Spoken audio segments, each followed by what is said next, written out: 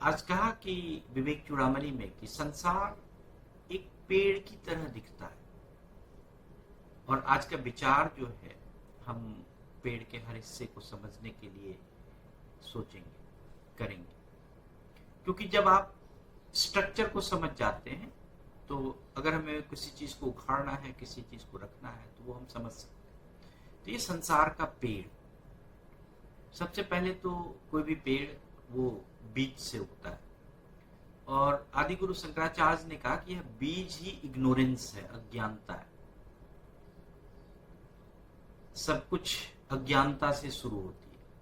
मैं कॉन्शियसनेस नहीं हूं, मैं ये शरीर हूं। यह जो इग्नोरेंस है, मैं चेतना नहीं हूं, मैं यह शरीर हूं। जो ये आ जाता है, इसका इग्नोरेंस का सीड, यहां से ही हमारा बंधन जो है कि ग्रो होता है। फिर उस सीड में क्या होता है, अंकुरन आता है।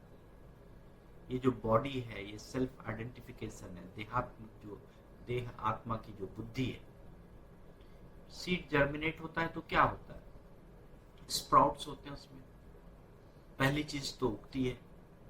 वैसे ही इग्नोरेंस के साथ पहली चीज वो आती है कि मैं यह शरीर हूं। यह जो बॉडी का जो सेल्फ आइडेंटिफिकेशन है, यही वह स्प्राउट है। और उसके बाद क्या होगा, पत्ते आते हैं। अब पत्ते को कहा कि ये अटैचमेंट है, राग है। जब आप पेड़ ग्रो करेगा तो पत्ते आएंगे। वैसे ही आप अपने बॉडी के साथ आइडेंटिफाई करने लगते हो कि ये मेरा है, ये तुम्हारा है, ये मेरे हैं, ये मेरे बच्चे हैं, मेरे पैसे हैं, सब कुछ है। फिर आपको धीरे धीरे उस शरीर के साथ आप उन सब चीजों को इतना अटैच कर लेते हो, इतना अटैच कर लेते हो कि यह मेरा शरीर, इसे मुझे प्रोटेक्ट करना, इसे मुझे ब्यूटीफुल बनाना, इसे मुझे सब चीज करना। यह अटैचमेंट ही पेड़ के पत्ते हैं। और हम इतना अटैच हो जाते हैं कि पेड़ ग्रो करने लगता है अटैचमेंट के साथ। फिर तो हम कब का कॉन्शियसनेस को भूल गए, हम कौन है उसको भूल गए। फिर पानी डालते हैं इसमें, कर्म करते हैं, एक्शन करते हैं। अब पेड़ जो है ग्रो करने के लिए क्या चाहिए, पानी तो चाहिए। पानी के बिना तो पेड़ ग्रो नहीं हो सकता है। तो वैसे ही ये जो बंधन, जो बॉन्डेज के जो पेड़ है, उसको ग्रो करने के लिए क्या चाहिए, हमें एक्शंस चाहिए, कर्मा चाहिए। जब आप अटैचमेंट में कर्म करते हो तो कर्म भी ये बीज बन जाता है और फिर नया बंधन शुरू हो जाता है। और फिर आप देखिए कि इस पूरे पेड़ में एक बहुत बड़ा पार्ट है, वो है ट्रंक यानी तना। वो पूरा बॉडी है, आपका शरीर है। पेड़ का मुख्य हिस्सा क्या होता है, ट्रंक ही तो होता है। पेड़ का शरीर का जो पेड़ है वो ट्रंक है, वो सेंट्रल सपोर्ट है।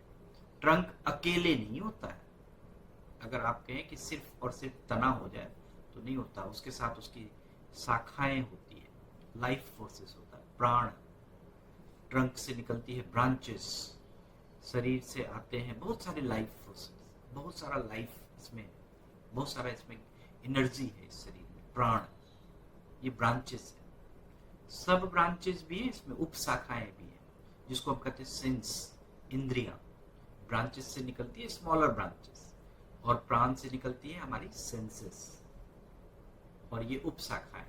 फिर क्या आता है, फिर आता है फ्लावर्स, जिसको कि हम, ये विषय है, ऑब्जेक्ट्स है। पेड़ की शाखाओं पर फूल खिलते हैं, सेंस के ऑब्जेक्ट होते हैं, दिखने वाली चीजें, सुनने वाली चीजें, ये फ्लावर्स हैं जो आपको अट्रैक्ट करती है, और वो सेंस के साथ आती है, वो उप शाखाओं में उगती है। फिर आता है इसमें फल, फ्रूट्स।